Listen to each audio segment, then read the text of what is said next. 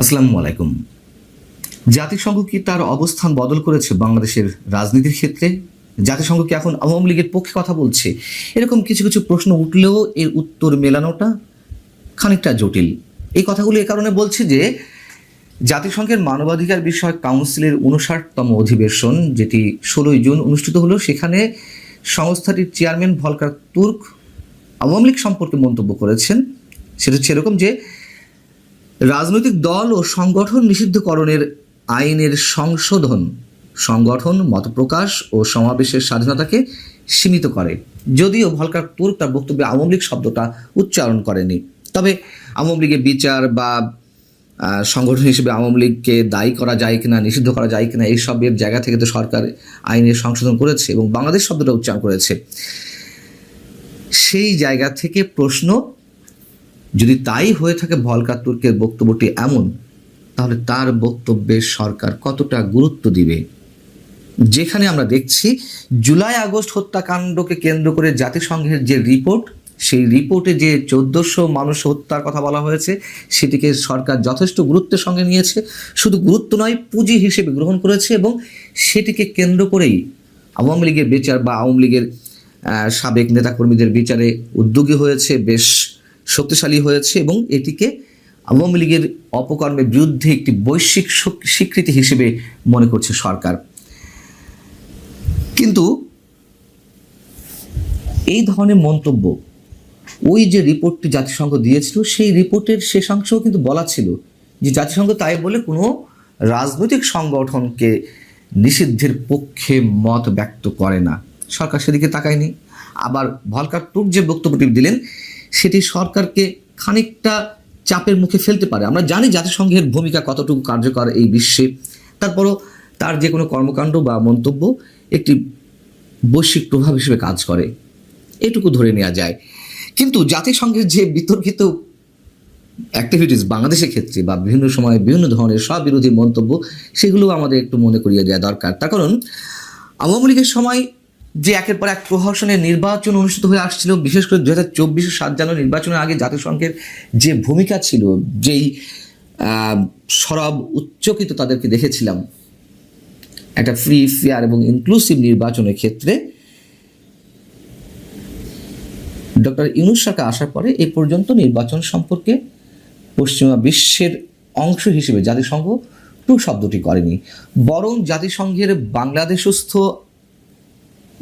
যিনি আবাসিক সমন্বয়কারী গোয়েন লুইস, তিনি গত 4 জুন যে মন্তব্য করেছেন সেটি আপনারা জানেন। তিনি বলেছেন যে অন্তর্ভুক্তিমূলক নির্বাচন মানে রাজনৈতিক দলের নয়, সব জনগণের অংশগ্রহণ, এবং তার এই বক্তব্যটি দেশে এবং বিদেশে যথেষ্ট সমালোচনার জন্ম দিয়েছিল। আওয়ামী লীগ নিষিদ্ধের বিষয়েও গোয়েন লুইস একটি মন্তব্য করেছিলেন। সেটি হচ্ছে যে দেশের পরিস্থিতি হিসেব করে আওয়ামী লীগের নিষিদ্ধের রাজনৈতিক সিদ্ধান্ত নিয়েছে সরকার, অতএব এ বিষয়ে তাদের কিছু বলার নেই। আবার ভলকার তুর্ক বললেন, এবং এর আগে জাতিসংঘের যে রিপোর্ট, সেই রিপোর্টেও বলা ছিল যে কোনো ধরনের কোনো রাজনৈতিক সংগঠন নিষিদ্ধকে তারা সমর্থন করে না। এখন করিডোর ইস্যুতেও তো আমরা জাতিসংঘের ভূমিকাটা জানি। যুক্তরাষ্ট্রের এজেন্ডা বাস্তবায়নের যে পথ, সেটি জাতিসংঘের মাধ্যমে তারা বাতলে নেওয়ার চেষ্টা করছে।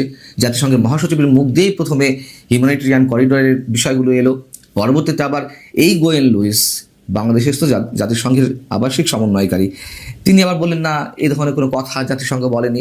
এক এক সময় এক এক ধরনের চরিত্র বা তাদের বক্তব্য আমরা আমাদের সামনে উপস্থাপিত হতে দেখছি। আবার সেনাবাহিনী সম্পর্কে ওই ভলকার তুর্ক বিবিসিতে একটি ইন্টারভিউতে তিনি বলেছিলেন যে জুলাই আন্দোলনে সেনাবাহিনী যাতে কোনো ধরনের ভূমিকা পালন না করে বা কোনো ধরনের তার সদস্যরা যাতে গুলি না চালায়, সেই জন্য সতর্ক করে দিয়েছিল জাতিসংঘ। বা ভলকার তুর্ক তিনি এটি নিজে নাকি আমাদের সেনাপ্রধানকে বলেছিলেন, যদিও সেনাবাহিনীর পক্ষ থেকে তার প্রতিবাদ জানানো হয়েছিল। এই যে ভলকার তুর্ক যে মন্তব্যটি করেছিলেন, এটিও তিনি করতে পারেন না বা এটি করার কথাও নয়। এই ধরনের কোনো সিদ্ধান্ত নিতে গেলে বা এই ধরনের কোনো বক্তব্য কনভে করতে গেলে অবশ্যই জাতিসংঘের রেজলিউশন আনতে হবে, সেগুলো তো নিশ্চয় হয়নি। তাহলে জাতিসংঘের নানান ধরনের বক্তব্য পরস্পর বিরোধী নিজেদের যে মন্তব্য আমরা নানান সময় হতে দেখছি।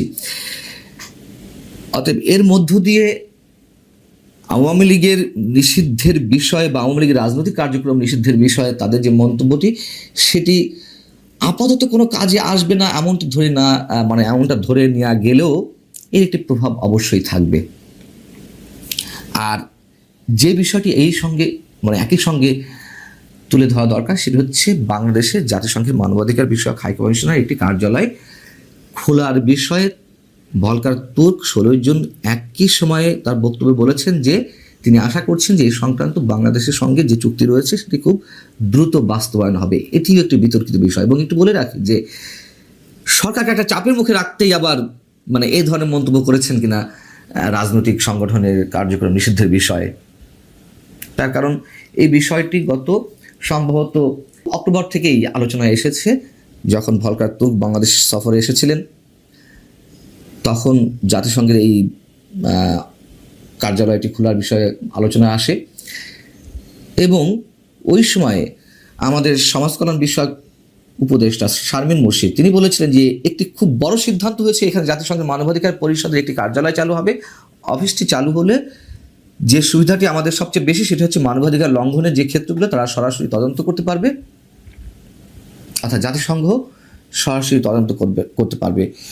এটি আপাত দৃষ্টিতে একটি ভালো গোবেচারা টাইপের একটি মন্তব্য মনে হতে পারে, কিন্তু আমাদের একটু মনে করিয়ে দেওয়া দরকার সবাইকে যে জাতিসংঘের এই যে লোকাল অফিস খোলার যে ইতিহাস আমাদের সামনে রয়েছে সেটি খুবই নেতিবাচক।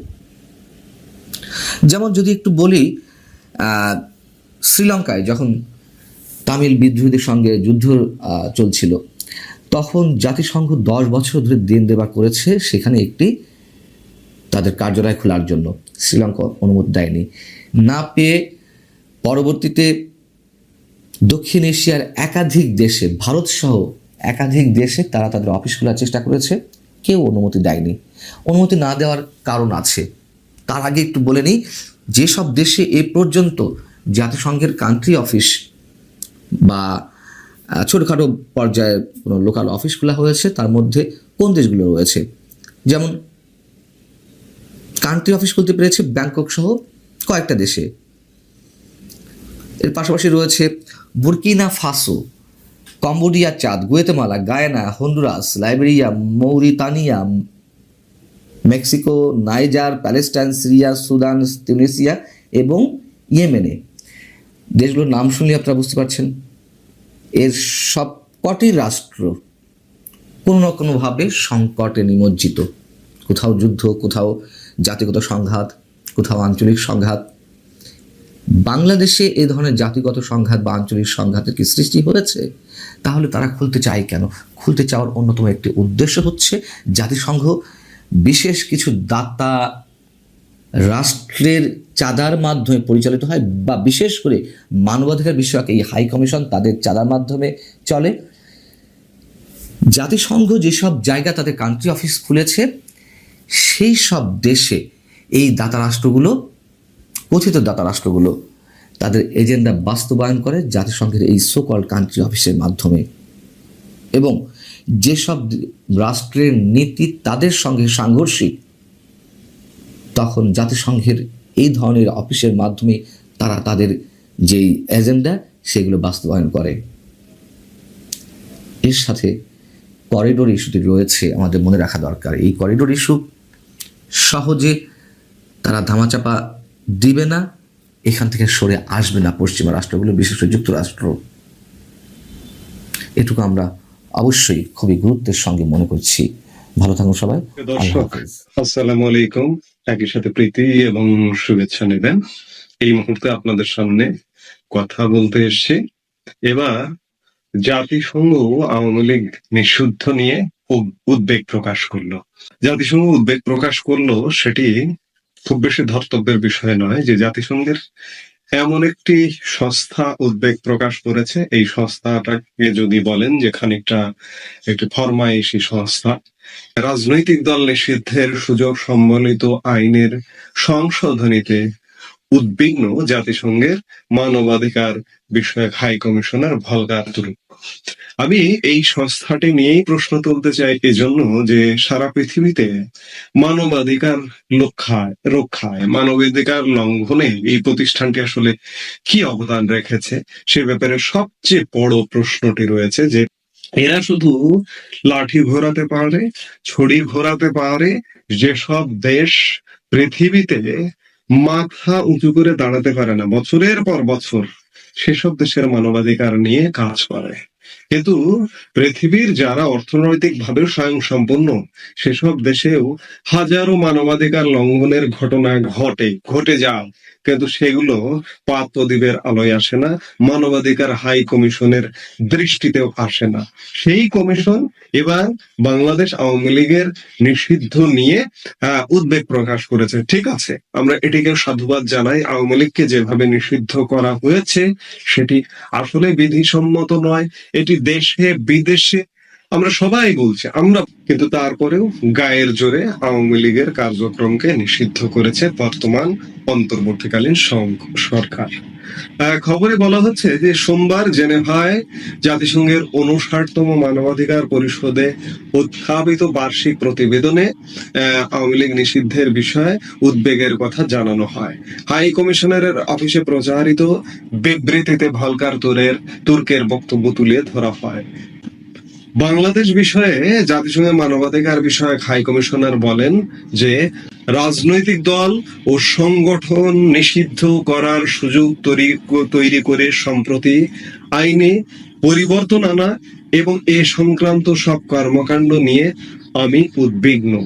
এটা অন্যায্যভাবে সংগঠনের স্বাধীনতা, মত প্রকাশের স্বাধীনতা ও সমবেত হওয়ার স্বাধীনতাকে সীমিত করবে। সম্প্রতি সন্ত্রাসী কার্যক্রমে জড়িত ব্যক্তি